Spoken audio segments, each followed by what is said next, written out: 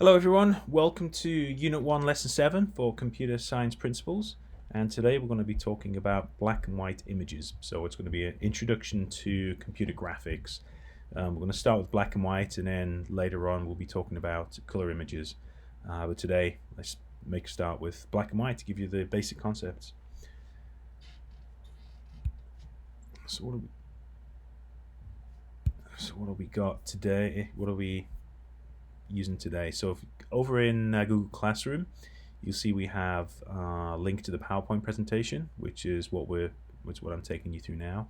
We have our student activity guide, which is a Word document, so we're going to be using that. We have a YouTube video. The YouTube video is included in the PowerPoint presentation and the recording, which will be placed up here once the recording is complete.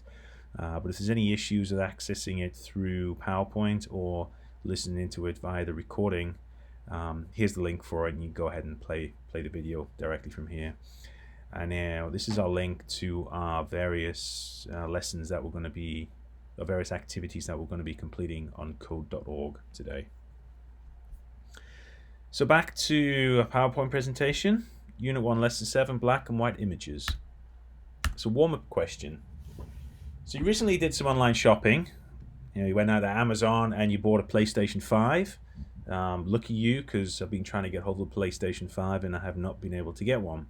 But you were lucky enough to go out and get hold of the PlayStation 5, and you're expecting it to arrive, well, you would hope less than a month, but as it says here, a month. So your delivery service, UPS, USPS, FedEx, whoever's been sending it, has a tracking system which you can log in online and it will show you the location of the package. So question for you: how often would you want the location of your package updated?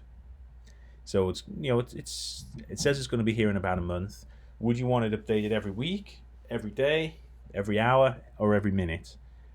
And go ahead and think about that, and be ready to explain your answer. I think if we go over to the student activity guide, no, I guess this is a rhetorical question.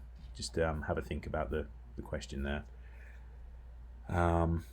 So for me, if I'd ordered my PlayStation 5 on Amazon, and it was going to take a month to arrive, I think I'd want an update more than every week. If it's every week, you're only going to get an updated location for it once a week. Every day is probably about what I'd want to see. Given it's going to take a month, I don't need to know where it is every minute of every day, but it's good to know, every day where it is in the delivery process, so I can get some idea of when it's going to arrive. Every hour would probably be too excessive, and every minute would be very much excessive, given it's going to take 4 weeks to arrive. If we go back and say that rather than taking about a month for a package to arrive, say it's going to take 12 hours. So that, if it's 12 hours, you might want to see an update of its progress every hour. I think every minute would be excessive still, but you probably want to look at an update for every hour. If it was a package that was going to be delivered in 2 hours' time, you might want to see an update more frequently than every hour. I think every minute would probably still be excessive, and I think every minute would be excessive in every case, if you're talking about package delivery. But I would probably want to see it every 30 minutes or something. So that's just me. How often you would want to have your package information updated is probably depends upon how long it's going to take for the package to arrive. In reality, usually the carriers will update the location when it checks into a hub, or when it switches from one vehicle to the next, or when it goes out for delivery. So it isn't really time-based, it's more kind of action-based. And the reason we asked this question here is, we're going to talk about this a little later, it's called sampling. So if you think every time you read the package location, that's an extra piece of data that you have, and you have to store and you have to process. If you read the package location every minute, over the duration of an hour, you would have 60 pieces of information that you had to store and process and potentially show to the user. If you read it just once every hour, you would be able to just have one piece of data one single piece of data that needs to be shown and stored or manipulated in some form. So the more samples you take, the more frequently you read the data, the more frequently you write the data, the more data you have, the more storage and the more processing power that's needed. So that's basically what we're talking about here, sampling. And we're going to touch on that in a little later. So today's activity. Let's take a start watching a video here. So it's going to introduce you to the black and white pixelation widget. And I'm going to click on play here. If it doesn't come out very well, remember the link for the video is in Google Classroom. You can go ahead and play it directly from there if this doesn't come out very well.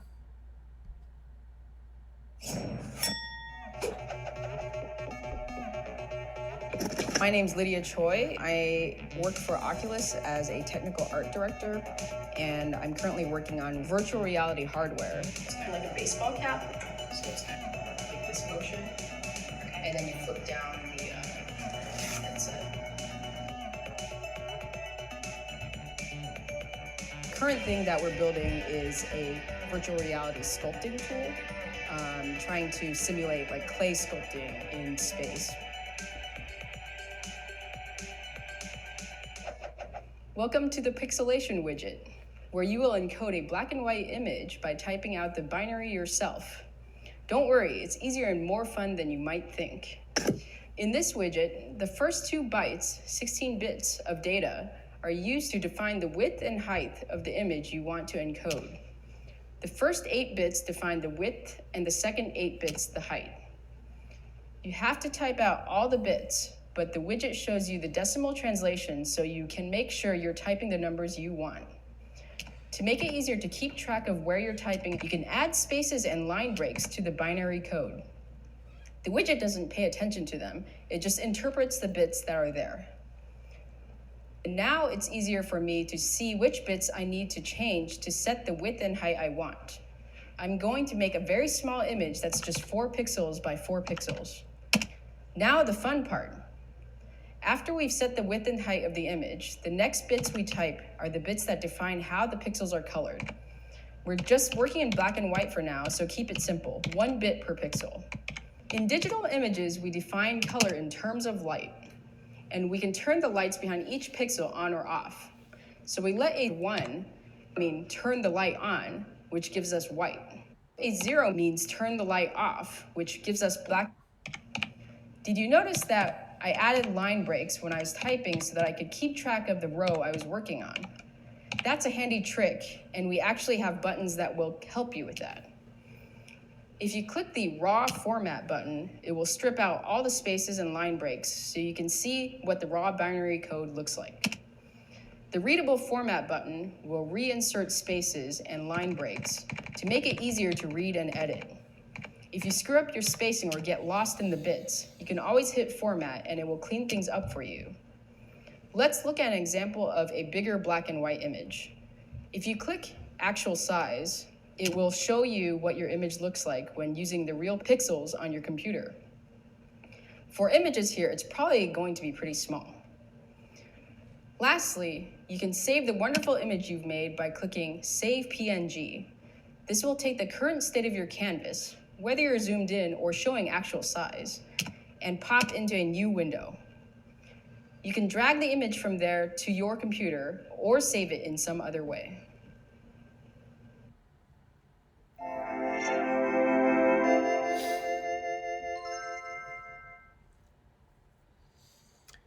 Okay, so that was our introduction to the black and white widget, pixelation widget. So let's go ahead and take a look at lessons 3 and 4 in the activity guide here, and also over on code.org. So let's shoot on over to code.org here. Let's take a look at lesson 3. And the link for lesson 7 is in the Google Classroom as well. So it's this link. I'm sorry, it's this link here. So once you're in here, we're going to go ahead and hit lesson 3. And we're going to do the letter A. So puzzle 3 of 10. Make a 3 by 5 letter A. Okay, so we're not going to look at the student activity guide yet. That comes later. So let's do lessons 3 and 4 first. So puzzle 3. So we'll make a letter A. So start by trying to recreate a 3x5 letter A depicted at the right. So here's a letter A using the pixelation widget. And you need to use the sliders to set the correct dimensions before start entering the pixel data. So one thing that is different from here to the video that you just watched, remember that she said the first 2 bytes, or the first 16 bits, was used to determine the size of the canvas. They must have changed the application since that video was created, because that is no longer the case. You would just use the sliders or enter the size directly, and you don't need to bother using those 2 first bytes to specify the canvas size. So we're doing a 3x5 letter A. So image width is 3 and image height is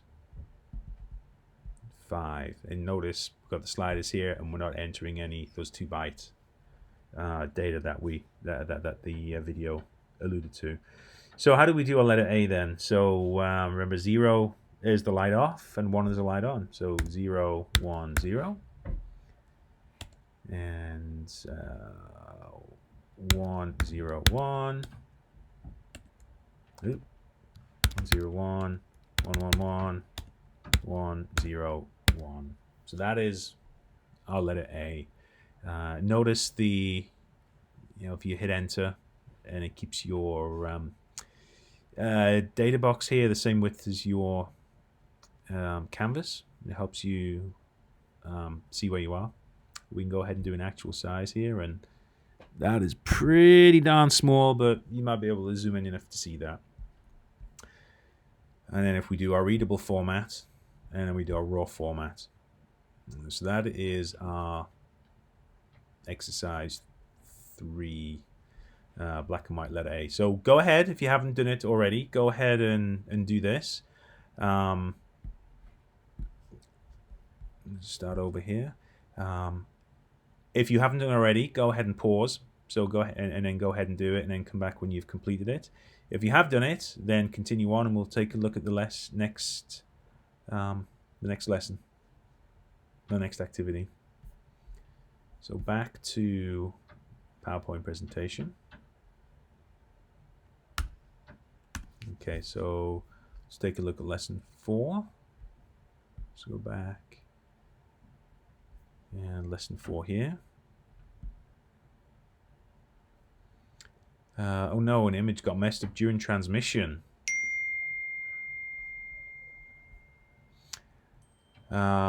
So a single extra bit was inserted into the stream of bits that made up the C of the code.org logo. That extra bit bumps all of the other bits down the line, which makes the logo look messed up. Your task: hunt down the extra bit and remove it to fix the code.org logo. Hint: 1 bit early on would make it look like many bits were out of order. So you can see we are 1 bit over. 1, 2, 3, 4, 5, 6, 7, 8, 9, 10, 11. So we've got 11 columns. 1, 2, 3, 4, 5, 6, 7, 8, 9, 10, 11 rows. So that maps to our 11 width, 11 height. But we've got this extra bit that's appeared in the data stream. So somewhere along here, we need to remove, it's going to be either a binary 0 or a binary 1. We need to delete it to fix the image. And it's just 1 bit. We need to remove 1 bit, and it'll turn this image into the correct C that you would have for the code.org logo. So go ahead and pause and play around with this and see if you can get that figured out. And then once you have it, come back and unpause, and we'll continue on. Okay, so I'm going to try and see where it is, and I think it's this one here. Oh, look at that. I was right. All right, so it's this bit here, and it's relatively easy to see because if you're building out a C, it isn't really going to have a diagonal like this. If you look at the bottom part of the C, this looks pretty correct. It's a right angle. So, and you can map that image directly back to the ones in the canvas here, and we can see there's a top part. Here's our diagonal coming down, and then there's the two, the two vertical bits, and then we got our 3 horizontal bits for the bottom of the C. So if we go here and we delete that one C, we should be good, and you can go to readable format, and that's it. So that's the piece that needs to be fixed.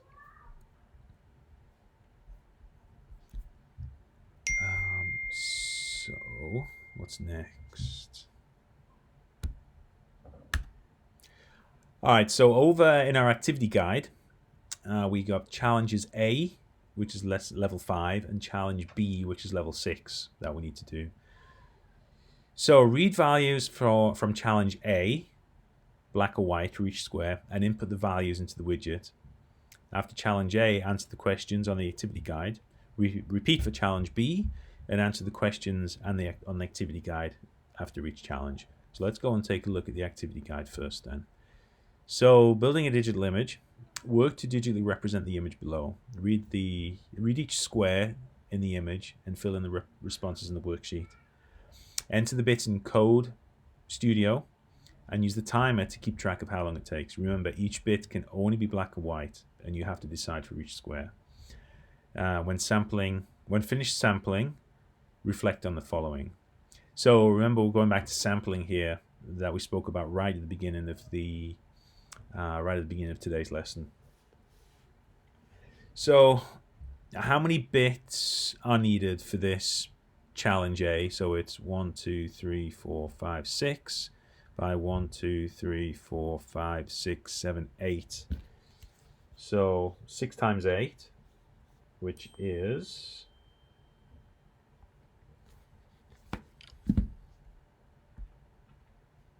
48.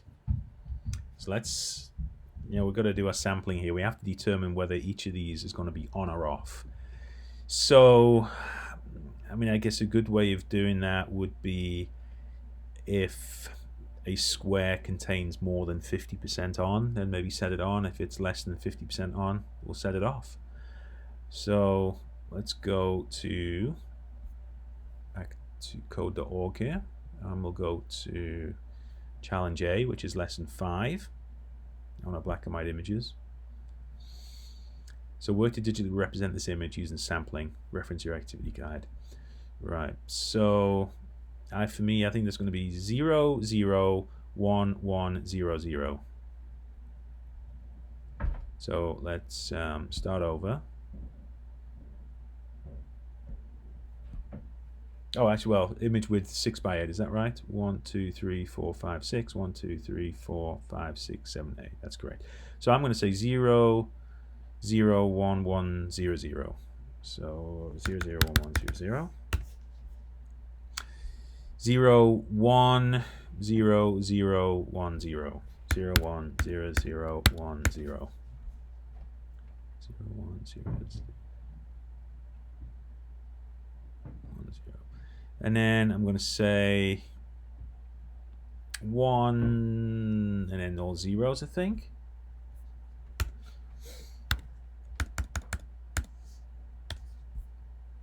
And then I'm going to say a 1 and a 1. 1, 1, 0, 0, 1, 0.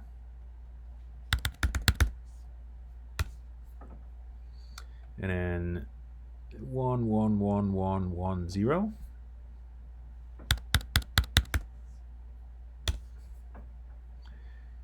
1, 0, 1, 1, 1, 0, 0. 0, 0. Now we've got a problem here because we need to put some legs, but we've got much less than 50% of the box is shaded here, so we need to determine whether we should still follow that 50% rule or if there's something else we need to do for that. So we have to put some legs in there, so I would maybe we need to slightly change the image to make it 0, 0, 1, 1, 0, 0. So 0, 0, 1, 1, 0, 0. So there's our two legs at the bottom there. And then if we put the 2 feet here, I'm going to say 0, 1, 0, 0, 1, 0. 0, 1, 0, 0, 1, 0. So I'm going to, given the size of the sampling here, I would say that is probably as close as we can get to representing that full image. How long did it take to build? Well, I wasn't counting, but go ahead and enter how long it took you to build it. And how much does the digital image resemble this one? Well,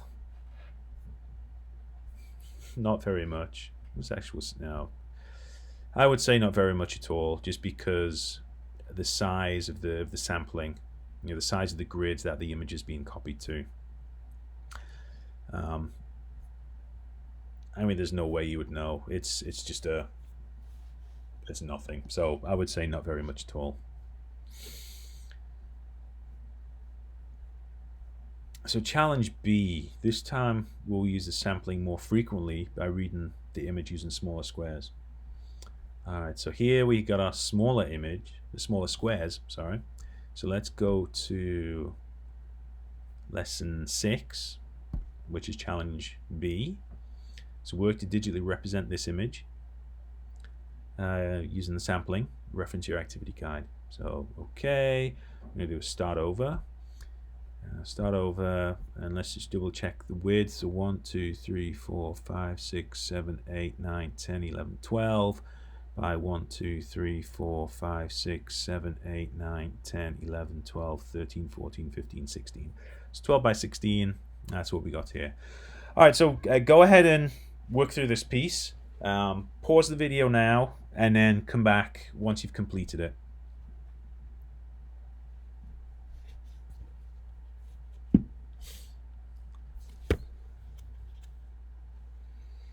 Okay, so we've got 12 times 16. So how many bits? We need 192 bits. 192. And how long did it take to build? Well, we'll figure that out in a minute.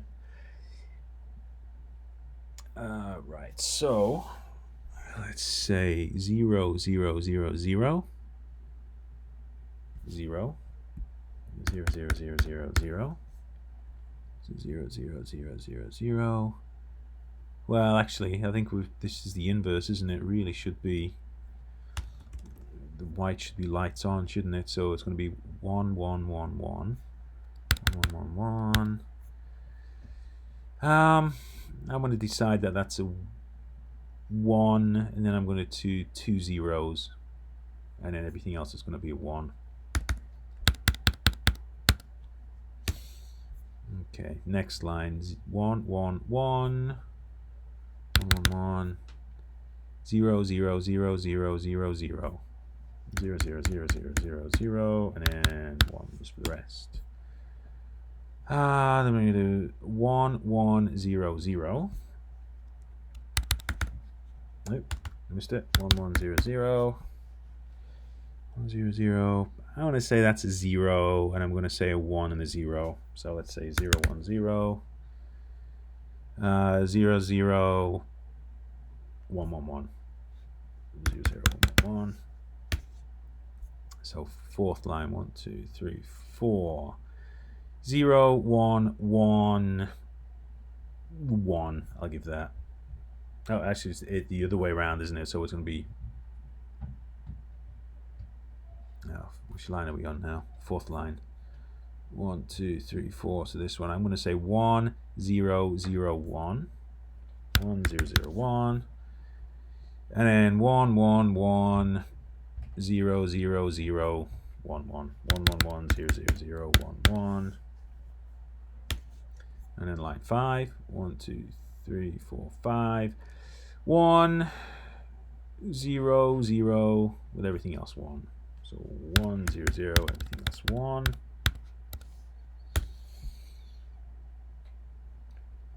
That was line 5, wasn't it? Was that line 5? 1, 2, 3, that was 5. So next one's 6. 1, 2, 3, 4, 5, 6. 1, 1, 1. No, it is 0, 0, 0 even. So 0, 0, 0, 1, 1, 1, 1, 1, 1. 1, 1, 1, 1, 1, 1. I want to put a 0 in there and make those ones. And then 0, 0, 0. 2, 0, 1, 1, 1, 1, 1. 1, 1, 1, 1, 1, 0. 0, 0. 1. 0, 0, 0, 0. 0, 0, 0, 0. Yeah. 0, 1, 0, 0. 0, 1, 0, 0. 0, 0, 0, 1. 0, 0, 0, 1. And then next line. 1, 0, 0, 0. I'm going to say 1. And then I'm going to say 1, 2, 3, 4, 5, 6, 7, 8, 9, 10 zeros. 1, 2, 3, 4, 5, 6, 7, 8, 9, 10. And then I'm going to go 1. And then 1, 2, 3, 4, 5, 6, 7, 8, 9 zeros. 1, 1. And then we're going to do is 1, 1. 1. 1, 2, 3, 4, 5, 6, 7, 8 zeros. And then 1, 1. And then 0, 1, 1, 1. So 1, 1. 0, 0, 0, 0, 0, 0. 6 zeros. 1, 2, 3, 4, 5, 6. And ones. And then 0. Oh, sorry. 1, 1, 1.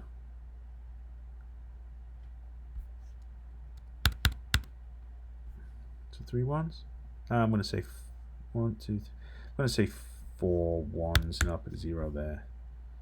0, 1, 1, 0. And everything else ones. And then 1, 1, 1, 0.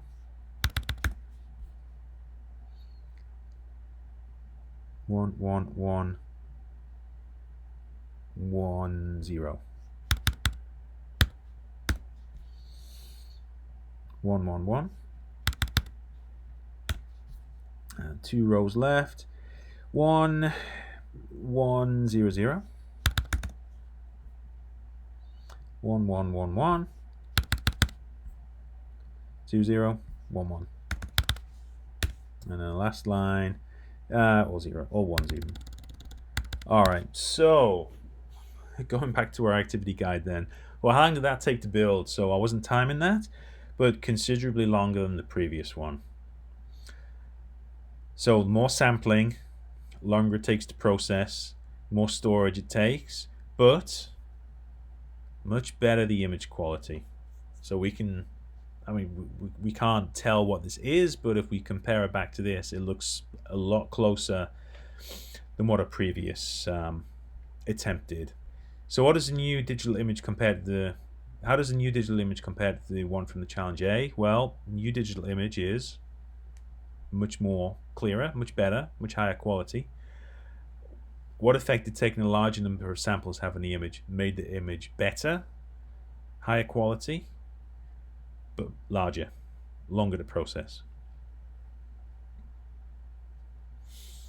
Okay, so going back to our PowerPoint presentation. So challenge C, lesson 7. So select your favorite company logo. Decide how you are going to sample this logo. So use one of the grids in your activity guide. So if we shoot back to the activity guide, you have 4 possible grids here. Draw the logo. So draw the logo into the grid, and then recreate the logo in the pixelation widget on level 7.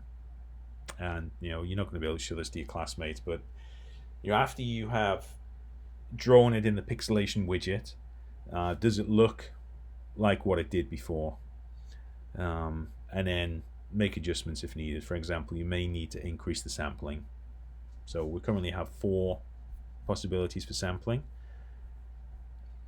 I would say if you're going to pick a company logo that is square or straight lines, then you could possibly get away with the lower sampling. So the larger squares, the smaller canvas size.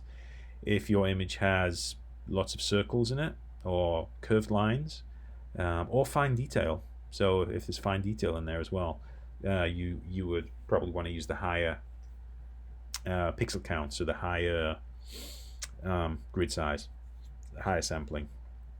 So go ahead and decide on your company logo, and then drop it in.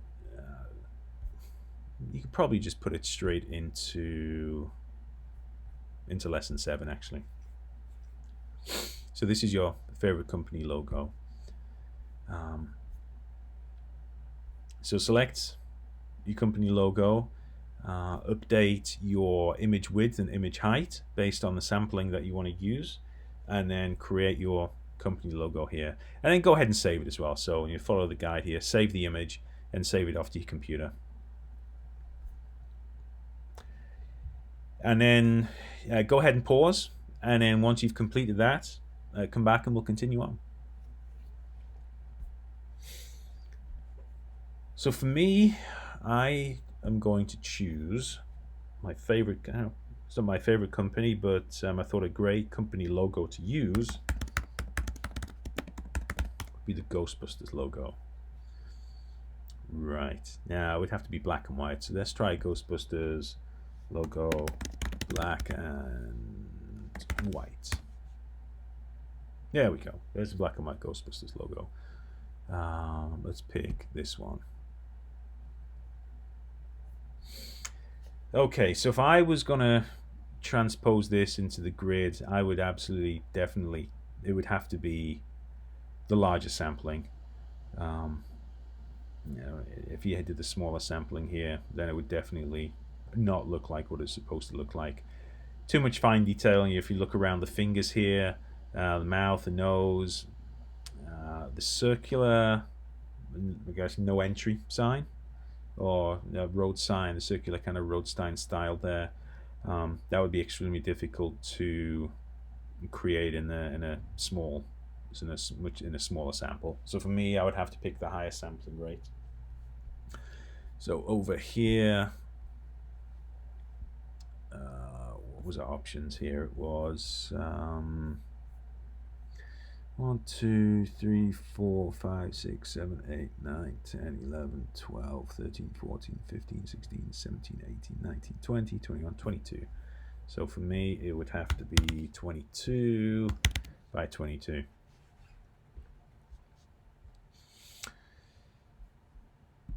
Now, that's a pretty complex image, so for the in the interest of time, I'm not going to actually do this, but you all did your own images. Hopefully they came out okay. So let's continue on. Wrap up for today. So in challenges A and B, well, not you and your partner, but just you practiced sampling the same image twice. Second time, we did a more frequent sampling by using smaller squares. What are the pros and cons of sampling an image more frequently? Well, we spoke about that. If we're sampling an image more frequently, it takes longer to process, more time to process. The number of bits that we use for the image increases, so the image size increases, so file storage space increases. It is a better image quality though, so that's definitely a pro.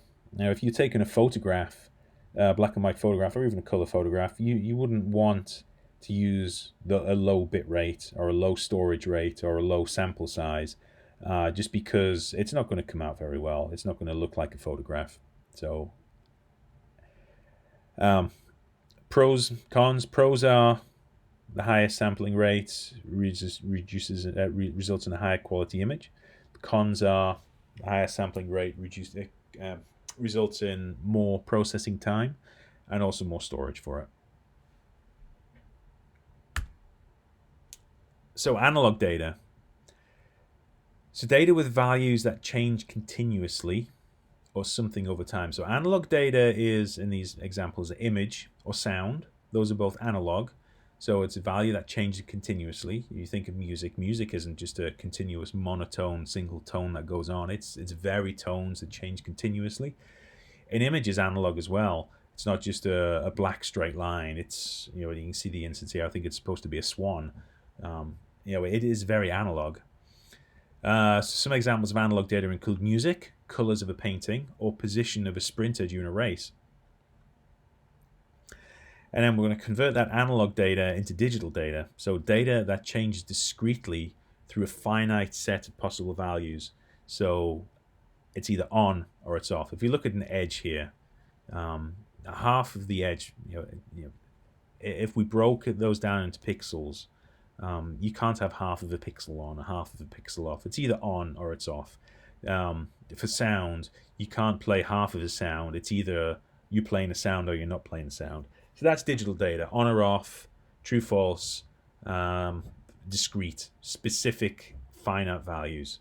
So converting analog data into digital data always requires some level of sampling, and the higher the sampling rate that you use, the better the quality of the image, the better the quality of the sound, but the more space, the more storage, the more processing is required in order to open or to view or to listen to that sound.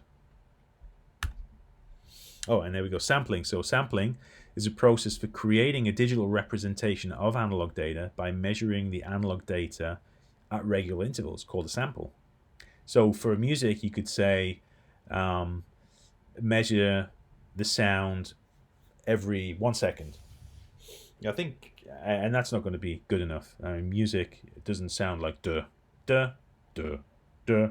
Back in the olden days when the 8-bit computers, those samples, they were very low rate, so you didn't have very good sound quality. You have to have higher samples for sound, higher samples for images. And that is the end of today's lesson. So hopefully you enjoyed it. Hopefully you learned something interesting. I think the next lesson we're going to be talking about is color images. So I will speak to you again during that lesson.